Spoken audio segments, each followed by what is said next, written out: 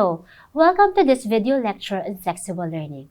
Specifically, in this video, we will discuss the evolution of flexible learning approaches, effects and challenges of flexible learning, and trends moving forward. The future is so uncertain and no one can predict it. Higher education then and now is facing challenges unknown and known. As there are challenges, the fact remains that education will continue to evolve. Over the last generation, traditional or face-to-face lecture or what we call in-person discussion is being used as the most effective way to teach. This dates back to the prehistoric period. Education is oral, practical, and hands-on. This method is being used till now, the traditional, conventional teaching and learning. Traditional learning involves the direct interaction of the teacher with students. It includes oral recitation and skills demonstration and many others. In a traditional lecture-style class, the learning space is physical. Both student and instructor can see, hear, and pick up on physical cues and body language. Typically, regular reading assignments from the textbook and other resources provided or referred to by the instructor. Classes are conducted at a specific time in one particular physical location. Delivery of exams, quizzes, and evaluation are given regularly on a scheduled class time and physical room. Moreover, history tells us that non-conventional or alternative learning is also being used. This is what we call correspondence education. In this mode, the process was very simple. Students received instruction via mail and responded with assignments or questions to the instructor. Then, when radio and television were introduced, it allowed universities to broadcast information and courses to students. This is also known as teacher-phone, school-to-home, or simply the magic box. After the television, the personal computer with internet capabilities was the next major invention to revolutionize distance education or flexible learning modalities. These alternative modalities address the needs of learners who cannot attend in-person classes. Given the timelines, it can be argued that traditional educational modes might not adequately meet the diverse needs and preferences of all learners. The various developments and initiatives throughout history sought to make education more adaptable and accessible. Thus, the concept of flexible learning has evolved over time and in response to various social, technological, and educational developments. Consequently, what compelled educational institutions to adopt transition systems is the COVID-19 pandemic. The higher education sector was not spared from this unprecedented disruption. It underscored the need to address learning continuity through an emergency response measure. During this time, the Commission on Higher Education pushes for flexible learning arrangements in higher education institutions. Moving towards flexible learning is a practical solution to temporarily replace face-to-face or residential learning. That is shifting from residential traditional learning to online, blended, or offline modes, thus adopting flexible learning approaches. CHED's issuance of Memorandum Order No. 4, Series of 2020, responds to the imperative of uninterrupted education by ensuring the continuity of inclusive and accessible learning, especially when traditional learning methods are impractical.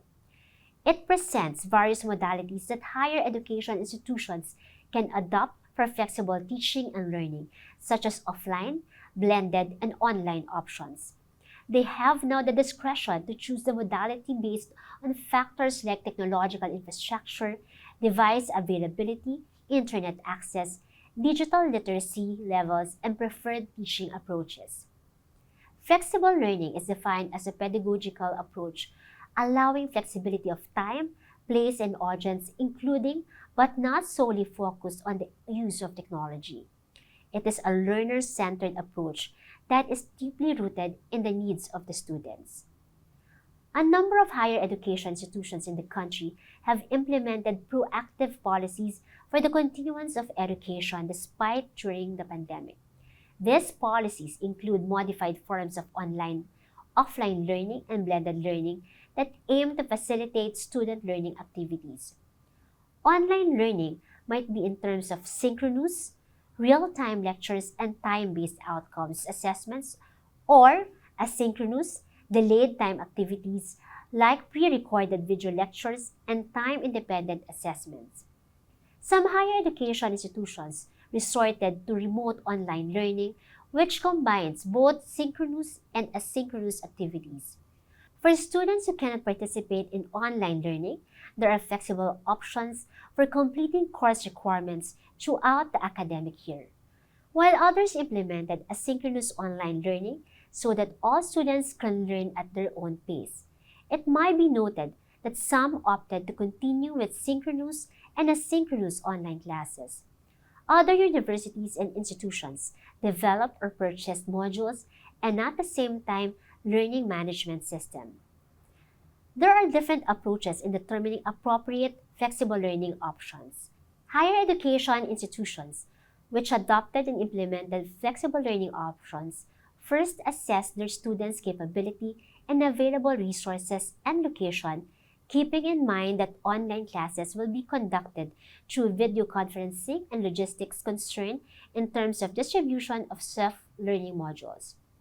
Then put in place institutional policies and guidelines, which also includes requirements related to teaching modalities, assessment methods, and student support services. Next, they evaluated curriculum, course objectives, and content. Higher education institutions rearranged their curriculum, placing the minor subjects first or those without laboratory requirements. Then analyze the nature of the course content and identify topics or activities which are better suited for modules, online discussions, or independent study. The level of interactivity, engagement, and collaboration required to achieve these objectives were also determined. Institutions' available resources were also assessed. This includes technological infrastructure and resources either online or print available to support different teaching modalities, such as learning management systems, multimedia tools, and other instructional support services. Of course, the faculty, as one of the available resources, needed trainings were conducted to effectively deliver instruction through various modalities. Flexible learning is the only option higher education had during the pandemic, but there were noted effects of this modality. Student as well as instructors' health is one of the biggest effects of the switch to flexible learning. Poor physical circumstances are a source of concern. Students and instructors also brought up the subject of mental health difficulties such as stress and anxiety. On the other hand, written learning modules were perceived as ineffective self-learning and might result from the learner's unwillingness and the lack of guidance. Further, finding a modality that addresses a wide range of learning-related issues is one of the challenges in implementing flexible learning options. This includes the quality of technology present versus the needed technology, the use of learning management systems, bandwidth use and quality, lesson format and design, content resources, lesson delivery, hardware requirements, communication channels, web conferencing, opportunities for collaboration, and lesson output and student grade storage. Given the option to teach and learn through flexible learning, even amidst another crisis, it's important for quality teaching and learning to thrive. Chairman De Vera affirmed in one of his talks that there is no turning back. Flexible learning is here to stay. Thus, quality teaching and learning should still flourish. Institutions should be able to adapt and to remain agile in providing a teaching and learning environment that assures the attainment of the desired outcomes for the program.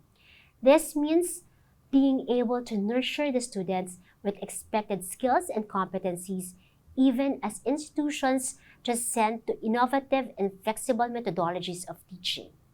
The Commission recognizes that many higher education institutions have invested resources and training of faculty members towards flexible learning. The Commission also views the same as positive development and hence encourages higher education institutions to invest in technology, develop smart campuses, and adopt technology-mediated learning so that they can provide flexible learning effectively. This is a springboard for the crafting of CHED Memorandum Order No. 4, Series of 2023, or the updated guidelines on on-site learning in higher education. In these guidelines, higher education institutions might continue to adopt flexible learning within the required limits. Otherwise, higher education institutions need to apply for an authority to offer programs through distance education. Public higher education institutions have the flexibility of delivering 25% of the total number of courses per degree program through appropriate off-site, online, or self-paced flexible learning provisions. At least 75% of the total number of courses per degree program should then be conducted on-site, while private higher education institutions are given additional flexibility of delivering 50% of the total number of courses per degree program through appropriate flexible learning provisions, with the remaining 50% to be conducted on-site. Moving forward, the modern student has a high affinity for technology and desires technology-enhanced learning. This cannot be ignored. Looking into the future, a combination of face-to-face and online learning might be the so-called new norm. As universities learn from their experiences and best practices elsewhere, technology may be deliberately, progressively, and extensively infused into delivering courses. Higher education institutions must therefore be persuaded to embrace bimodal delivery of academic programs and make access to online education more affordable, convenient, and engaging to learners from all walks of life. In addition, one of the benefits gained from the implementation of flexible learning during the pandemic is that institutions were compelled to establish mechanisms that allowed them to conduct classes remotely. Institutions were able to set up IT infrastructure, including LMS, high-speed internet connections, and digital or teleconferencing platforms. Others ventured in developing learning modules that allowed self-paced learning among their students. These initiatives made many higher education institutions ripe and ready to offer programs through distance education. Republic Act 10650, or the Open and Distance Learning Act, was already enacted in 2014 to support institutions to offer traditional and non-conventional open distance learning. Distance education addresses the educational needs of individuals who are deprived of time and distance to attend regular room-based lectures, such as employed or working individuals, or those physically challenged individuals, first-generation students, and working learners at varying life stages, all with differing the educational goals, but who also share the desire to obtain credentials. In other words, higher education institutions were already given an opportunity to adopt flexible teaching and learning options through distance education. As Peter Drucker put it, universities won't survive. The future is outside the traditional campus, outside the traditional classroom. Distance learning is coming on fast. To conclude, what is essential is a form of adaptability and agility that institutions must be able to demonstrate in maintaining a teaching and learning environment that ensures the achievement of program objectives. Colleges and universities must be able to prove readiness in navigating and adjusting to unforeseeable and fluctuating conditions that affect students in different manners. It should involve envisioning and subsequently realizing a superior future, one that is creative, innovative, fair, accessible, and sustainable. This adaptation must be profoundly flexible, spanning social, cultural, and material disparities.